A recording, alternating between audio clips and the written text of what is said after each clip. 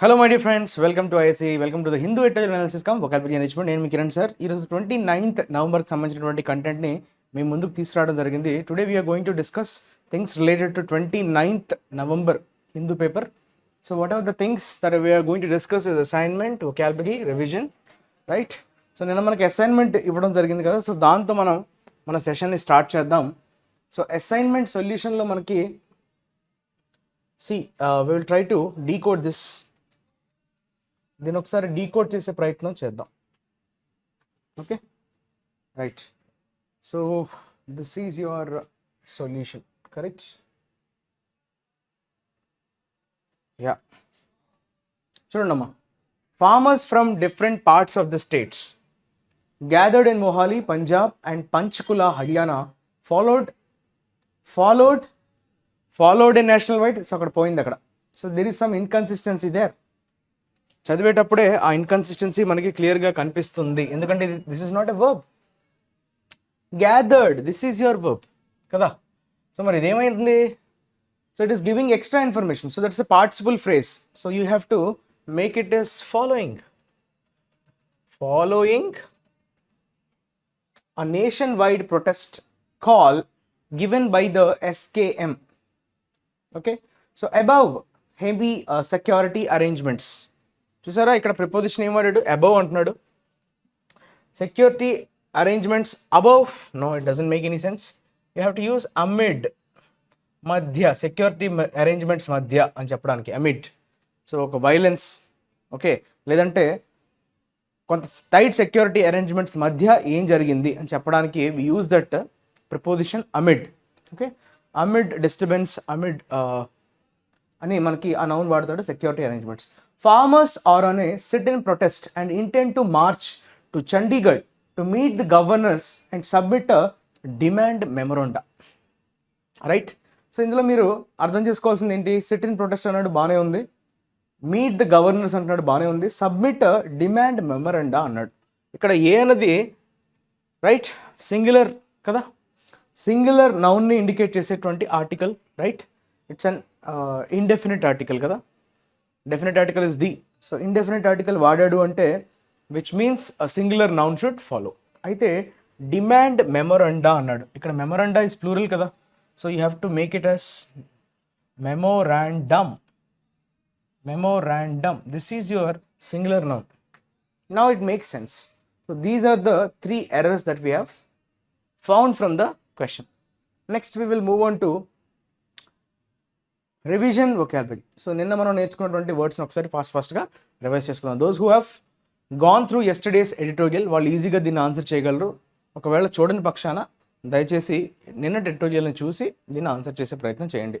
So అలా చేయడం వల్ల రోజు మీకు తెలియకుండానే చాలా కమాండ్ వచ్చేస్తుంది. ఇది ఎవ్రీడే ఎక్సర్సైజ్. ఓకే, ఇప్పుడు ఒకసారి మధ్యలో చదవడం వల్ల ఏంటంటే వొకాబులరీ అనేది మనకి అంత కమాండ్ రాదు. వొకాబులరీ ఏంటంటే వాస్ట్, ఓకే, అందులో యాక్యురసీ సంపాదించుకోవడానికి మనం చాలా అంటే ఎవ్రీడే దాంట్లో టచ్లో లేకపోతే మాత్రం చాలా కష్టం అవుతుంది.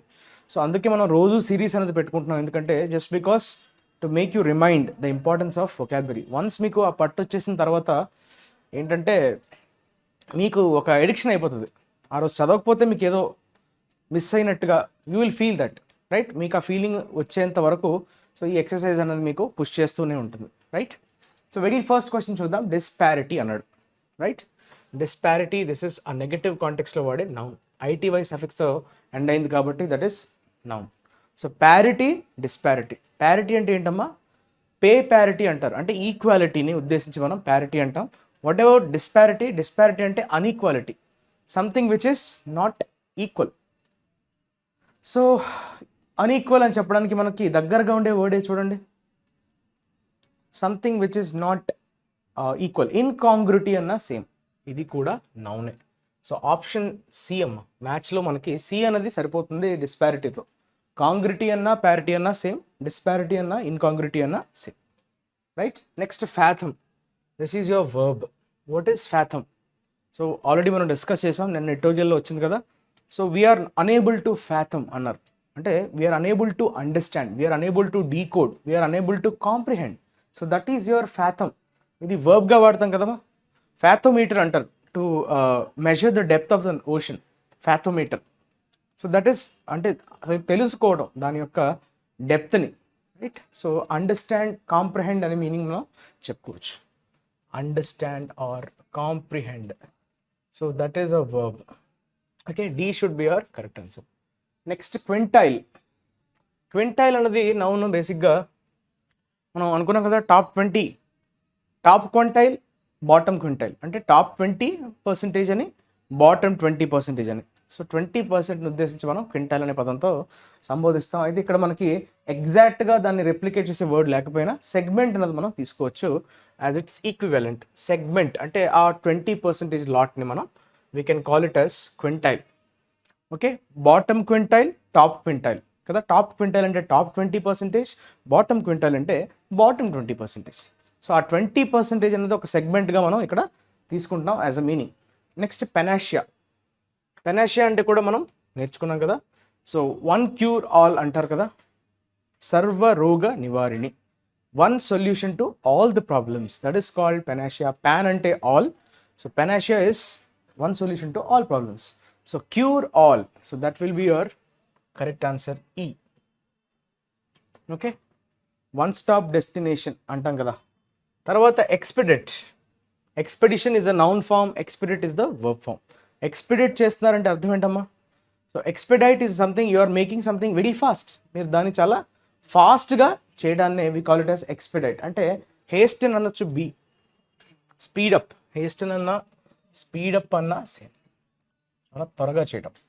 తర్వాత స్క్రాప్, దేన్నైనా కంప్లీట్గా రద్దు చేయడం. స్క్రాప్ ద, అక్కడ ఒక ప్యానల్లా ఒక ఎవరినమ్మా నియమించారు ఈ కాస్ట్ బేస్డా? మనకి రాజస్థాన్ సీఎం గురించి మాట్లాడేటప్పుడు వచ్చినట్టు కదా, ఒక ప్యానల్ని, వాట్ వి కాల్ ప్యానల్ అనకూడదు దాన్ని, కమిటీని గవర్నమెంట్ నియమించింది. సో ఆ కమిటీని స్క్రాప్ చేయడానికి స్టేట్ గవర్నమెంట్ కూడా, ఐ మీన్ కోయలిషన్ అని చెప్పుకున్నాం. కోయలిషన్ అంటే ఏంటమ్మా? కూటమి కదా. సో కూటమి అనే మీనింగ్ వచ్చేటట్లుగా మనం నేర్చుకున్నాం. సో అక్కడ స్క్రాప్ అనే పదం రావడం జరిగింది, దాన్ని రిమూవ్ చేయడం, రద్దు చేయడం, రైట్. సో డిస్పోజ్ ఆఫ్ అని చెప్పొచ్చు. డిస్పోజ్ ఆఫ్ అంటే ఏంటమ్మా? Done away, do away with. Do away with అంటే దాన్ని ఇంకా నో మోర్, ఇంకా దాన్ని నో మోర్ యూస్ఫుల్ అని చెప్పడం, that is dispose of. So these are all the words associated with yesterday's editorial. So these are the revision vocabulary. Next we will move on to today's editorial, which came with the title a non-starter. Okay, so non-starter. Starter అంటే జనరల్గా మనకి ఏంటి?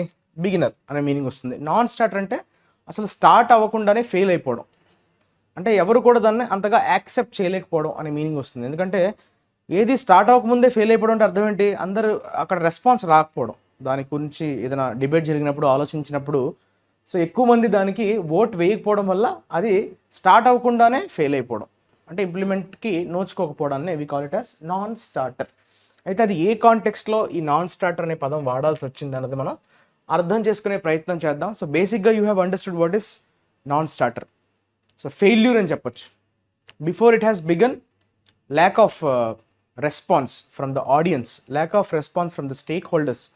So something which cannot be గ్రౌండ్లో, okay, అడుగు పెట్టలేకపోయింది, right, గ్రౌండ్లో implement కాలేకపోయింది, just because of the poor response. That is basically a non starter, a failure అని చెప్పొచ్చు. ఓకే, దాన్నే మనకి ఫియాసో అనే వర్డ్ ఉంటుంది, which means utter failure, fiasco. Clear? All India service for judges may not ensure higher diversity. Diversity అంటే meaning ఏంటమ్మా? So మనకు ఉన్నటువంటి డిఫరెంట్ పీపుల్ని ఉద్దేశించి మనం డైవర్సిటీ అంటాం. యూనిటీ ఇన్ డైవర్సిటీ, మనకు ఆ పదం అలా పరిచయం, యూనిటీ ఇన్ డైవర్సిటీ. సో డిఫరెన్స్ని ఉద్దేశించి మనం డైవర్సిటీ అంటాం. డైవర్స్ అన్నది యాడ్జెక్టివ్, డైవర్సిటీ అనేది నౌన్. భిన్నత్వం అంటాం కదా, that is diversity. All India service అన్నది ఉండాలి ఎవరికి? జడ్జెస్కి. అది డైవర్సిటీని ఎన్ష్యూర్ చేయకపోవచ్చు, మే నాట్ అంటున్నాడు, అంటే there is less possibility, may not. Okay, perhaps that could not ensure అంటే మేక్ ష్యూర్ హయ్యర్ డైవర్సిటీ ఉండే ఛాన్స్ లేదు అన్నట్టుగా ఇక్కడ మనకి all India service for judges ఈ టాపిక్ మీద మనకి ఈరోజు ఎడిటోరియల్ రావడం జరిగింది. దీన్ని ఒకసారి మనం అర్థం చేసుకునే ప్రయత్నం చేద్దాం. Right, please go through the article once. Okay, so జాగ్రత్తగా నోట్స్ని మెయింటైన్ చేయండి. మనం ఎక్కడెక్కడ అంటే ఎవరెవరికి ఎక్కడెక్కడైతే హికప్స్ వస్తున్నాయో వాటిని మీరు మీ నోట్స్ రూపంలో దాన్ని రిఫ్లెక్ట్ చేయండి. Good intentions do not always make for sound policy. చాలా మంచి కొటేషన్తో స్టార్ట్ చేశాడమ్మా. Good intentions do not always make for sound policy. ఇక్కడ సౌండ్ అనే వర్డ్కి మీనింగ్ ఏంటమ్మా? స్ట్రాంగ్ అనే మీనింగ్ వస్తుంది. సౌండ్ హెల్త్ అంటారు కదా, సౌండ్ హెల్త్ అంటే చాలా బలమైన, ఓకే, దట్ ఈస్ సౌండ్. అయితే ఆ పాలసీ ఎప్పుడు కూడా మంచి ఇంటెన్షన్స్ ఉన్నంత మాత్రాన దాంతో మనం ఒక సౌండ్ పాలసీని తయారు చేస్తామని గ్యారంటీ ఏం లేదు అని చెప్తున్నాడు. డు నాట్ ఆల్వేస్ అంటున్నాడు. ప్రతిసారి మనకి గుడ్ ఇంటెన్షన్ ఉన్నంత మాత్రాన, మంచి ఇంటెన్షన్స్తో మనం ఏదైనా స్టార్ట్ చేద్దామన్నా అది మంచి స్ట్రాంగ్ పాలసీగా ఫార్ములేట్ అవ్వడం ప్రతిసారి పాసిబుల్ కాదు అని చెప్తున్నాడు. కరెక్టే. President Draupadi Murmu suggestion that the creation of an all India judicial service will help diversify the judiciary by allowing bright youngsters from varied backgrounds to become judges through a merit-based process revives the debate on whether a national system of recruitment at the district judge level is desirable. అయితే ఒక డిబేట్ని లేవనెత్తిందంట. అసలు మనకు ఒక national system అవసరమా recruitment చేసుకోవడానికి? ఎవరికమ్మా? Especially district లెవెల్లో ఉండేటువంటి జడ్జెస్ని ఈ నేషనల్ సిస్టమ్ ద్వారా రిక్రూట్ చేసుకోవాలా వద్దా అనే డిబేట్ని మళ్ళీ రివైవ్ చేసింది. రివైవ్ చేయడం అంటే ఏంటమ్మా? మళ్ళీ జీవం పోయడం, అంటే మళ్ళీ దాన్ని లేవనెత్తడం, రివైవ్. అయితే ఒక మెరిట్ బేస్డ్ ప్రాసెస్ అన్నది డిఫరెంట్ బ్యాక్గ్రౌండ్స్, ఇక్కడ వేరీడ్ బ్యాక్గ్రౌండ్స్ అన్నాడు కదా, what does that mean? It is used as an adjective. Varied అంటే డైవర్స్, డిఫరెంట్ బ్యాక్గ్రౌండ్స్ అనే మీనింగ్ వస్తుంది. సో బ్రైట్ యంగ్స్టర్స్ ఎవరైతే డిఫరెంట్ బ్యాక్గ్రౌండ్స్కి చెందిన వాళ్ళు ఉంటారో వాళ్ళకి జడ్జెస్ అయ్యే అవకాశాన్ని ఒక మెరిట్ బేస్డ్ ప్రాసెస్ ద్వారా మనం ఏర్పాటు చేయాలి, చెయ్యొచ్చా లేదా అనే డిబేట్కి జీవం పోశారు మన ప్రెసిడెంట్ ద్రౌపది ముర్ము గారు. ఆమె సజెస్ట్ చేశారనమాట. ఒక ఆల్ ఇండియా జ్యుడిషియల్ సర్వీస్ ఎందుకు ఉండకూడదు? అది అలా ఉండడం వల్ల దాని వెనకాల ఇంటెన్షన్ ఏంటమ్మా? సో అక్కడ ఇంటెన్షన్ ఏమని చెప్తున్నారు?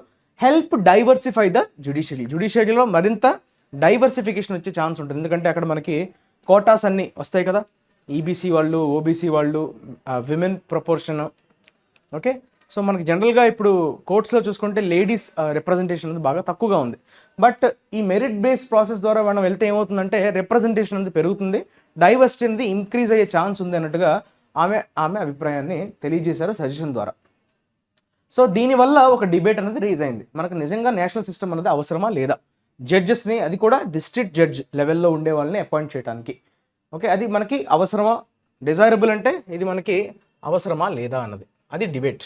So the idea has been mooted, okay, and discussed in the past and has been part of discussions on official policy in the union government for years. చూసారా? అయితే ఈ ఐడియా అంతకు ముందే ఒకసారి mooted అంటే అక్కడ సజెస్టెడ్ అనే మీనింగ్ వస్తుంది. అలానే దాన్ని చాలాసార్లు డిస్కస్ కూడా చేయడం జరిగింది పాస్ట్లో. And has been part of discussions on official policy. అయితే యూనియన్ గవర్నమెంట్ ఏదైనా పాలసీని ఫార్ములేట్ చేసేటప్పుడు కూడా డిస్కషన్స్లో భాగంగా, చర్చల్లో భాగంగా దీన్ని చేర్చడం జరిగిందంట, ఈ ఐడియా గురించి, మన ఆల్ ఇండియా జ్యుడిషియల్ సర్వీస్ గురించి. కాకపోతే హౌఎవర్ వచ్చింది చూసారా, as the union law minister disclosed last year in the Rajya Sabha, there is no consensus on the proposal. అయితే ఆ ప్రపోజల్ మీద ఏకాభిప్రాయం అయితే రాలేదు అన్నట్టుగా యూనియన్ లా మినిస్టర్ ఆయన లాస్ట్ ఇయరే డిస్క్లోజ్ చేశారు, వెల్లడించారు, ఓకే. లాస్ట్ ఇయర్ వెల్లడించడం జరిగింది రాజ్యసభలో. దెర్ ఈజ్ నో కన్సెన్సస్ అన్నాడు, అంటే అక్కడ ఏకాభిప్రాయం అనేది ఏర్పడలేదు on the proposal. Only 2 high courts agreed to the idea. కేవలం మనకున్నటువంటి ఇన్ని హైకోర్ట్స్ ఉన్నాయి కదా, కంట్రీలో ఉండే ప్రతి స్టేట్కి ఒక హైకోర్టు ఉంటుంది. సో అన్ని హైకోర్ట్స్లో మనకి కేవలం 2 హైకోర్ట్స్ మాత్రమే ఈ ప్రపోజల్కి యాక్సెప్ట్ చేసేంట, అగ్రీ టు ద ఐడియా. ఏ ఐడియా? ఈ ఆల్ ఇండియా జ్యుడిషియల్ సర్వీస్ అనేది ఏర్పాటు చేయాలనే ఐడియా ఏదైతే ఉందో దానికి అగ్రీ అయ్యి కేవలం 2 హైకోర్ట్స్ మాత్రమే. While 13 were against it. 13 high courts దానికి కంప్లీట్గా అగెయిన్స్ట్గా ఉన్నాయి, right. So the AIJS may not be the panacea it appears to be. అయితే అది కనిపించినట్లుగా అదేం పెద్ద సర్వరోగ నివారణ ఏం కాదు. దానివల్ల మొత్తం సిస్టమ్ అంతా రివైవ్ అయిపోతుంది, జడ్జెస్ అంటే ఇక డైవర్సిఫికేషన్ అయిపోతుంది అని ఏదో మనకి కనిపిస్తూ ఉంది, కానీ నిజంగా అయితే మే నాట్ బి ద పెనేషియా అంటున్నాడు. సో అదేం పెద్ద సొల్యూషన్ అయితే కాదు, క్యూర్ ఆల్ అయితే కాదు అన్నట్టుగా మళ్ళీ ఈ పదం మనకు రిపీట్ అయింది ఈరోజు. The current system of recruitment of district judges through the respective high courts and other subordinate judicial officers through public service commission is more conducive to ensuring diversity, as there is scope for both reservation and a clear understanding of local practices and conditions. అయితే ప్రస్తుతం నడుస్తున్నటువంటి recruitment ఎవరిని recruit చేయడంలో district జడ్జెస్ని appoint చేసేటువంటి process ఏదైతే ఉందో, so అది దేని ద్వారా అవుతుందమ్మా? Through the respective high courts. ఆ పలానా స్టేట్కి సంబంధించినటువంటి హైకోర్ట్స్ ద్వారా ఈ డిస్ట్రిక్ట్ జడ్జెస్ అపాయింట్మెంట్ అనేది జరుగుతుంది. కాకపోతే ఎవరు ఇన్వాల్వ్ అవుతున్నారు? ఆ డిస్ట్రిక్ట్ జడ్జ్ రిక్రూట్మెంట్లో హైకోర్ట్స్ ఇన్వాల్వ్ అవుతాయి, ఆ పర్టికులర్ స్టేట్స్ యొక్క హైకోర్ట్స్, అదేవిధంగా సబార్డినేట్ జ్యుడిషియల్ ఆఫీసర్స్.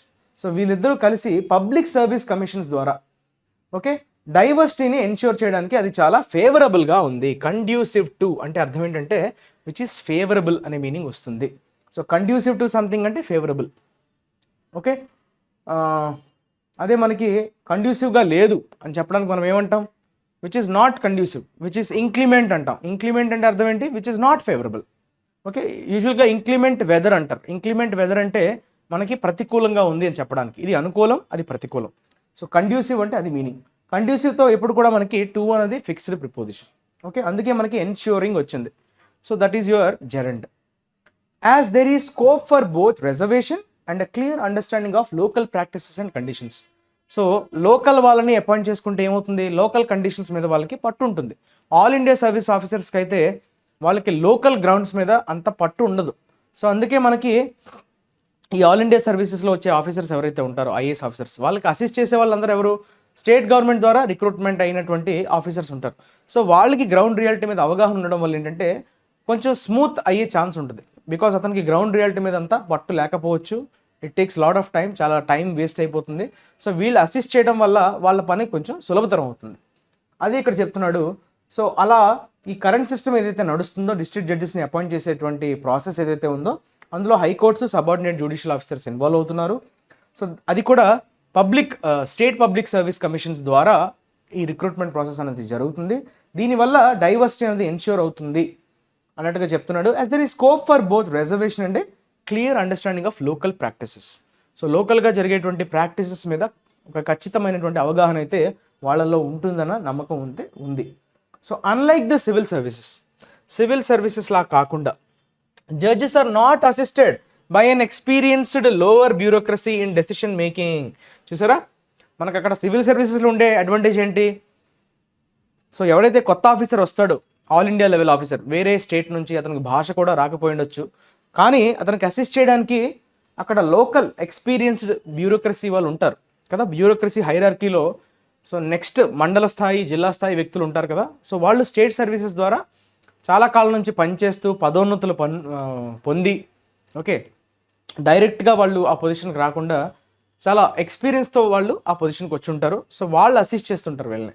సో దానివల్ల ఏమవుతుందంటే డెసిషన్ మేకింగ్లో అంతా ఇబ్బంది ఉండదు. And they require to be well versed in the issues involved for judicial functioning.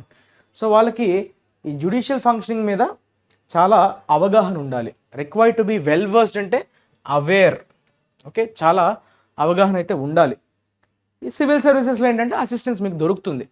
Because అక్కడ లోకల్ బ్యూరోక్రసీ అనేది చాలా ఎక్స్పీరియన్స్డ్ వాళ్ళు ఉంటారు. ఓకే, చాలా ప్రమోషన్స్ ద్వారా వాళ్ళు పైకి వచ్చి ఉంటారు. సో వాళ్ళకి ఆ లోకల్ పరిస్థితుల మీద చాలా అవగాహన ఉంటుంది. రైట్, అక్కడ మనకి స్కోప్ ఉండదు జ్యుడిషియరీలో.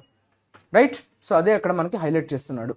Article 312 of the Constitution as amended by the 42nd Amendment provides for the creation of an AIJS and requires a resolution adopted by the Council of States with 2/3 majority and a parliamentary law. Okay, so Article 312 అమ్మా, ఇది మీరు పాలిటీతో relate చేసుకోవచ్చు. 42nd Amendment ద్వారా దాన్ని అయితే సవరించడం జరిగింది. So అదేం చేస్తుందంట, దాని యొక్క సిగ్నిఫికెన్స్ ఏంటి? Provides for the creation of an AIJS. సో ఏఐజేస్ని క్రియేట్ చేయడానికి అదొక ప్రొవిజన్ని క్రియేట్ చేసింది. It requires a resolution. ఒక రెజల్యూషన్ అయితే అవసరం. అది కూడా కౌన్సిల్ ఆఫ్ స్టేట్స్ అంటే రాజ్యసభలో మనకి కౌన్సిల్ ఆఫ్ స్టేట్స్ అని అంటాం కదా. సో అక్కడ మనకి మెజారిటీ ఎంత ఉండాలంటే 2/3 మెజారిటీ ఉండాలి. అలానే పార్లమెంట్లో అది లాగా చట్టంగా పాస్ అవ్వాలి. అప్పుడు దాన్ని మనం ట్రీట్ చేయొచ్చు. ఓకే, సో అది ప్రొవిజన్, కాన్స్టిట్యూషన్ ఇస్తున్నటువంటి provision. This constitution recognises that rules governing the subordinate judiciary in the states will have to be superseded by a central law for this proposal to achieve fruition. అయితే రాజ్యాంగం ఏమని గుర్తించింది? Recognises rules governing the subordinate judiciary. ఇప్పుడు మనం అనుకున్నాం కదా, subordinate జ్యుడిషియర్ involve అవుతుంది మన జడ్జెస్ని అపాయింట్ చేయడంలో. సో వాళ్ళని పాలించేటువంటి రూల్స్ ఏవైతే ఉన్నాయి, గవర్నింగ్ అంటే వాళ్ళని రూల్ చేసేది, ఓకే, ఫంక్షన్ చేసే విధంగా పాటుపడేవి, దాన్ని గవర్నింగ్ అంటాం. ఇన్ ద స్టేట్స్లో ఉండేటువంటి సబార్డినేట్ జ్యుడిషియరీ ఏదైతే ఉంటుందో, ఎందుకంటే మనం మాట్లాడుతుంది ఇప్పుడు డిస్ట్రిక్ట్ లెవెల్లో ఉండే జడ్జెస్ గురించి. So subordinate judiciary in the states అంటాడు, ఆ పర్టికులర్ రెస్పెక్టివ్ స్టేట్స్లో ఉండేటువంటి సబార్డినేట్ జ్యుడిషియరీని గవర్న్ చేసే రూల్స్ని కాన్స్టిట్యూషన్ రికగ్నైజ్ చేసింది. విల్ హ్యావ్ టు బి, ఆ రూల్స్ ఎలా ఉండాలంట, విల్ హ్యావ్ టు బి సూపర్సెడెడ్. ఒక సెంట్రల్ లాతో సూపర్సెడ్ అవ్వాలంటే దానికి హైరార్కీలో ఆ పర్టికులర్ సెంట్రల్ లా అనేది ఉండాలి. సో సూపర్సెడ్ అంటే మీరు దాన్ని మించిపోవటం, ఓకే, అంటే సెంట్రల్ లా ఆల్వేస్ ప్రివైల్స్ అన్న టైప్లో. అది కొంచెం ఇన్ఫీరియర్ అయిపోతుంది, అది సుపీరియర్ అయిపోతుంది. సెంట్రల్ లా అనేది అథారిటీ లాగా. For this proposal to achieve fruition. Fruition అంటే మీనింగ్ ఏంటి? ఫ్రూషన్. ఫ్రూషన్ అంటే మనం జనరల్గా తెలుగులో ఎగ్జాక్ట్గా చెప్పాలంటే ఫలప్రదం అంటాం, అంటే రిజల్ట్ అప్టైన్ ద రిజల్ట్ అంటాం. So when you are able to produce the result, desired outcome, that is called fruition. మీరు అనుకున్న విధంగా ఫలితాన్ని రాబట్టడాన్నే ఫ్రూషన్ అనే పదంతో మనం సంబోధిస్తాం. Correct. So it is unlikely that all states. Unlikely అంటే ఏంటి? జరిగే ఛాన్స్ లేదు. లైక్లీ అంటే మేబీ, పెర్హాప్స్ అనే మీనింగ్ వస్తుంది. అన్లైక్లీ అంటే అయ్యే ఛాన్స్ లేదు. That all states will agree to one more subject from their domain being consumed by centralisation. So ఖచ్చితంగా వాళ్ళ డొమైన్ అంటే వాళ్ళ పరిధిలో ఉండేటువంటి ఒక సబ్జెక్ట్ స్టేట్స్ కంట్రోల్ నుంచి సెంట్రల్ కంట్రోల్లోకి వెళ్ళిపోతుందంటే డెఫినెట్గా వాళ్ళు అగ్రీ అవ్వరు కదా. మనది ఏంటి? ఫెడరలిజం స్ట్రక్చర్, స్టేట్ సెంటర్ కోఆపరేషన్తో నడవాలి. కానీ ప్రతిసారి సెంటర్ యొక్క పెత్తనం, ఆధిపత్యం కనిపించేస్తుంటే ఆబ్వియస్లీ సెంటర్ తన యొక్క ఇండిపెండెన్స్ని కోల్పోవడానికి భయపడుతుంది, అది ఇష్టపడదు కూడా ఏ స్టేట్ కూడా. సో అదే అక్కడ చెప్తున్నాడు, unlikely that states will agree. ఖచ్చితంగా స్టేట్స్ అయితే ఈ పాయింట్కి అగ్రీ అవ్వవు, బికాస్ వాళ్ళకున్నటువంటి పట్టు, వాళ్ళకున్నటువంటి సబ్జెక్టు సెంటర్కి తరలిపోవడం అనేది ఎవరు స్వాగతించని పరిణామం. On the face of it అయితే ఒకసారి మనం బయటికి చూస్తే కనుక, it may appear that a national service for judges not inferior to the post of district judges with a superannuation age of 60 will be an attractive proposition for young lawyers to apply for it. Okay, district judges పోస్ట్కి ఏమాత్రం తీసిపోయేలా లేదు. ఏది? ఈ national service for judges అనేది not inferior అంటున్నాడు, అంటే దానికి ఏమాత్రం తీసిపోయేలా లేదు. డిస్ట్రిక్ట్ జడ్జెస్ పోస్ట్కి ఏమాత్రం తీసిపోయేలా లేదు. ఎందుకంటే ఆ రిటైర్మెంట్ ఏజ్, సూపర్ యాన్యుయేషన్ అంటే అర్థం ఏంటమ్మా? రిటైర్మెంట్ ఏజ్ కూడా 60నే. అది చాలా అట్రాక్టివ్గా ఉంటుంది, ఎస్పెషలీ యంగ్ లాయర్స్ ఎవరైతే అప్లై చేయాలనుకుంటారో వాళ్ళకైతే ఒక మంచి అట్రాక్టివ్ ప్రపోజిషన్, అంటే అట్రాక్టివ్ ఆఫర్ అని చెప్పొచ్చు, ఆర్ అట్రాక్టివ్ ప్యాకేజ్ అని చెప్పొచ్చు, attractive right attractive proposition offer అని చెప్పొచ్చు. Okay, so however it cannot be forgotten that legal education lacks country wide uniformity. మనం మర్చిపోకూడని అంశం ఏంటి? లీగల్ ఎడ్యుకేషన్ కంట్రీ వైడ్ ఒకేలా ఉంటుందా అంటే లేదు, ఉండదు కదా. సో ఆ విషయాన్ని అయితే మనం మర్చిపోకూడదు. Cannot be forgotten. ఆ ఫ్యాక్ట్ని మనం ఎవరు మర్చిపోకూడదు. లీగల్ ఎడ్యుకేషన్ కంట్రీ వైడ్ యూనిఫామ్గా ఉండదు. సో అది fact. After enrolling, lawyers typically consider judicial service based on practical experience rather than academic brilliance. So once enrol అయిపోయిన తర్వాత ఖచ్చితంగా లాయర్స్కి ఏంటమ్మా, జ్యుడిషియల్ సర్వీస్లో వాళ్ళ యొక్క పదోన్నతుల్లో ప్రాక్టికల్ ఎక్స్పీరియన్స్ మీద బేస్ అయి ఉంటాయి తప్ప మనకి ఎంత స్కోర్ వచ్చింది, ఎన్ని మార్క్స్ వచ్చాయి, okay, topper of the college, topper of the batch, ఇవేవి వర్కౌట్ కావు. ప్రాక్టికల్గా మీరు ఎలా డీల్ చేస్తున్నారు, మీరు ఎంత పేరు సంపాదించుకున్నారు మీరు ప్రాక్టికల్గా డీల్ చేసే కేసెస్ మీద, సో అది మాత్రమే మీ యొక్క సర్వీస్ అనేది కన్సిడర్ చేస్తుంది. సో జ్యుడిషియల్ సర్వీస్ అనేది బేస్ అవుతుంది అని చెప్తున్నాడు. Toppers especially from the few elite law schools are unlikely to sit for a national judicial service recruitment examination. ఇది నిజమే. ఈ టాపర్స్ ఎవరైతే ఉంటారో, అలానే బాగా ఎలైట్ లా స్కూల్స్ అంటే బాగా రిచ్, బాగా కాస్ట్లీ లా స్కూల్స్లో ఎవరైతే చదివి ఉంటారో వాళ్ళు ఖచ్చితంగా అన్లైక్లీ అంటున్నాడు, అంటే వాళ్ళు కూర్చునే ఛాన్స్ తక్కువ. ఈ నేషనల్ జ్యుడిషియల్ సర్వీస్ రిక్రూట్మెంట్కి సంబంధించినటువంటి ఎగ్జామ్లో వాళ్ళైతే కూర్చోరు. దానికి బదులుగా options such as litigation, joining law firms and going into the corporate sector will appear more beneficial. ఖచ్చితంగా వాళ్ళు కొత్త లా ఫార్మ్స్ని అంటే లా కంపెనీస్ని జాయిన్ అవ్వడం కావచ్చు, లేదంటే కార్పొరేట్ సెక్టార్ని అప్రోచ్ అవ్వడం కావచ్చు, అవి మరింత బెనిఫిట్ని చేకూర్చే అవకాశం ఉంటుంది. So that is why they will prefer to don't sit in that national judicial service recruitment exam. Further, given that the number of district judges elevated to the high courts is much lower than those from the bar, the lack of certainty on career progression may also contribute a national judicial service unattractive అంటున్నాడు. Okay, మొత్తంలో ఇప్పుడు హైకోర్టుకి ఎవరైతే వెళ్తుంటారో district judges వాళ్ళు చాలా తక్కువ సంఖ్యలో ఉన్నారంట. బార్ అసోసియేషన్ నుంచి వెళ్ళే వాళ్ళే సంఖ్య ఎక్కువ ఉంది. డిస్ట్రిక్ట్ జడ్జెస్ నుంచి హైకోర్టుకి ఎలివేట్ అయ్యే జడ్జెస్ సంఖ్య చాలా తక్కువగా ఉంది కంపారిటివ్గా చూసుకుంటే. బార్ అంటే అక్కడ మీనింగ్ ఏంటమ్మా? So bar council of India, so అక్కడ పనిచేస్తున్నటువంటి లాయర్స్.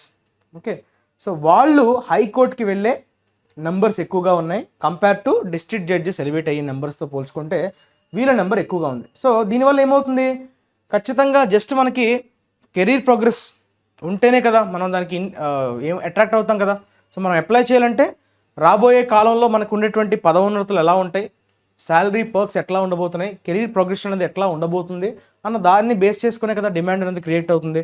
సో ఇటువంటి ఈ కాన్ ఉండడం వల్ల ఎవరు కూడా దాన్ని ఇష్టపడట్లేదు. సర్టైనిటీ లేదు అక్కడ. కెరీర్ ఎంతవరకు ప్రోగ్రెస్, ఎవరు డిస్ట్రిక్ట్ జడ్జి లానే రిటైర్ అవ్వడానికి ఎవరు ఇష్టపడరు కదా. ఓకే, కొంతకాలం చేసి ఎంతో కొంత కెరీర్ ప్రోగ్రెషన్ అయితే ఎవరైనా కోరుకునేదే. సో అక్కడ అదే అంటున్నాడు, lack of certainty on career progression may also render A national judicial service unattractive. So దానికి అంత అయిష్టత, సుముఖత విముఖత చూపించుకోవడానికి కూడా రీజన్ అదే, బికాస్ అక్కడ అంత అట్రాక్టివ్గా లేదు. సో ఆ ల్యాక్ ఆఫ్ సర్టైనిటీ అనేది మనకి బాగా ఇబ్బంది పెడుతుంది. That is your editorial. Next we will move on to vocabulary. రెండో ఎడిటోరియల్ వచ్చినటువంటి ఎడిటోరియల్ వొకాబులరీని చూద్దాం. కేవియట్ అనే పదంతో వచ్చిందమ్మా. So caveat is nothing but it is a warning, caution or a hint. Okay, these are all the words that mean the same. Warning anachu, caution anachu, hint anachu. He agreed to the interview with the caveat that he could approve the final article. Okay, so interview ki వెళ్ళడానికి agree అయిపోయాడు with the caveat, with the caution, with the warning that he could approve the final article. A warning to consider something before doing something anymore. So దాన్నే ఆ warning ఉద్దేశించి మనం caveat అంటాం, which is used as a noun. అంతేనా? The తర్వాత వచ్చింది, so it is used as noun. Next బోల్స్టర్ని ఎలా వాడుతున్నాం? వర్బ్గా వాడతాం. సో మనకి సపోర్ట్ అనే మీనింగ్ వస్తుందమ్మా, స్ట్రెంగ్థెన్ అనే మీనింగ్ వస్తుంది, support or strengthen, right? So that is your bolster, boost, buttress, fortify. So all these are synonyms, right? Support or strengthen. Same అక్కడ వచ్చేసిందా, నేను మళ్ళీ రాసేసాను. Anyways, that is your bolster. The fall in interest rates is starting to bolster confidence. మరింత కాన్ఫిడెన్స్ని పెంచుతుంది, strengthen చేస్తుంది. Clear? Onerous, O U S కదా. So this will be your adjective. అయితే ఓనరస్ అంటే అర్థం ఏంటంటే చాలా కష్టంతో కూడుకున్నది, అంత ఈజీ కాదు, something very difficult. Okay, the onerous task of finding a peaceful solution. So which is very difficult అని చెప్పొచ్చు, బర్డెన్సమ్ అనొచ్చు, ఆర్డ్యూస్ అనొచ్చు. Difficult to do or needing a lot of effort, చాలా ఎఫర్ట్తో కూడుకుంది అని చెప్పడానికి మనం ఓనరస్ టాస్క్ అని అంటాం, difficult task, right? Next unanimous, ఇది కూడా యాడ్జెక్టివే. What do you mean by unanimous? So అందరూ కలిసి యునానిమస్ డెసిషన్ తీసుకున్నారు అంటే అర్థం ఏంటి? యునానిమస్గా తీసుకున్నారు అంటే ఒక కలెక్టివ్ డెసిషన్ అని చెప్పడానికి యునానిమస్.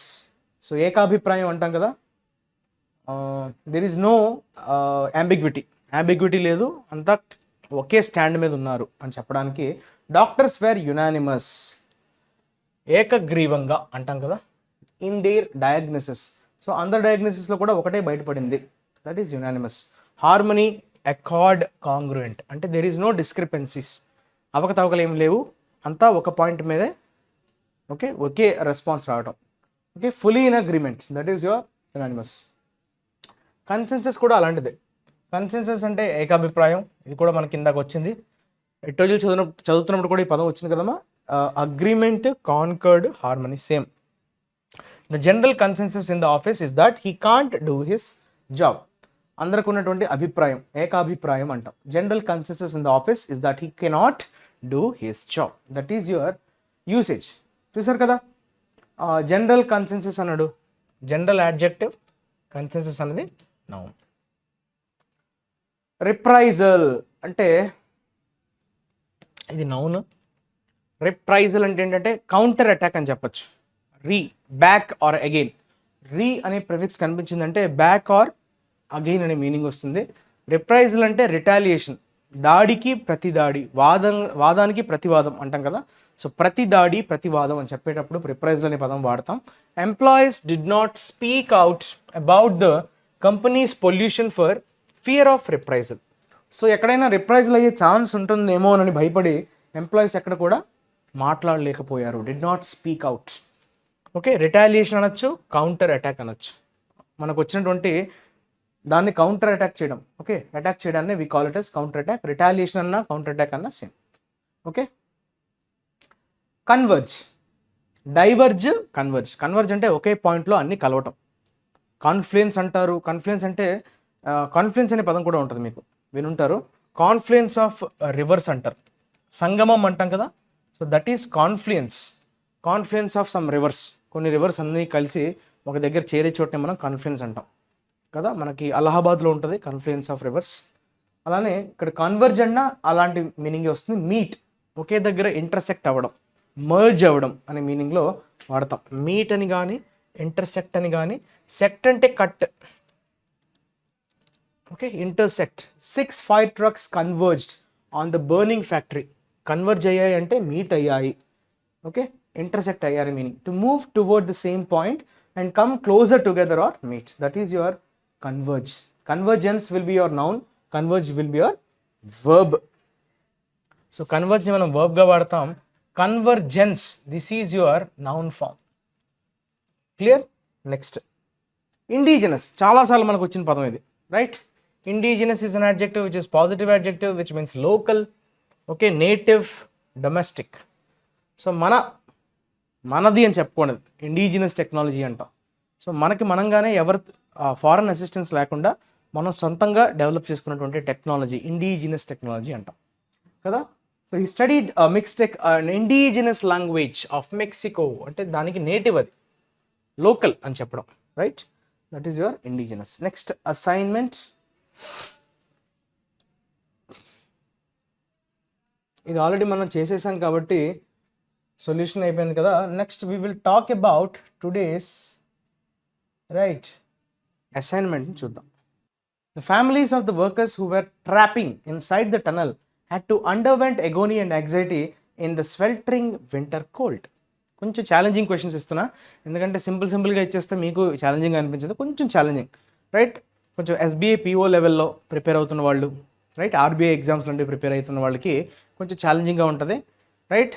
కొంచెం నార్మల్ ఎగ్జామ్స్కి ప్రిపేర్ అవుతున్న వాళ్ళు కూడా దీన్ని కొంచెం ఛాలెంజింగ్గా తీసుకోవచ్చు. బికాజ్ మీ బ్రెయిన్కి పదును పెట్టేది, ఇవన్నీ బ్రెయిన్కి పదును పెట్టేవి. దీనివల్ల మీకు ఏంటంటే మీరు జస్ట్ వినడం వల్ల మీకు ఎప్పుడు సబ్జెక్ట్ డెవలప్ అవ్వదు, right? You have to do exercises. మీరు ఎన్ని ఎక్సర్సైజెస్ చేస్తే మీ బుర్రకు అంతా పదును పెడతారు, రైట్? సో హోప్ మీరు అసైన్మెంట్ని కంప్లీట్ చేసి కామెంట్ సెక్షన్లో అయితే మెన్షన్ చేయండి.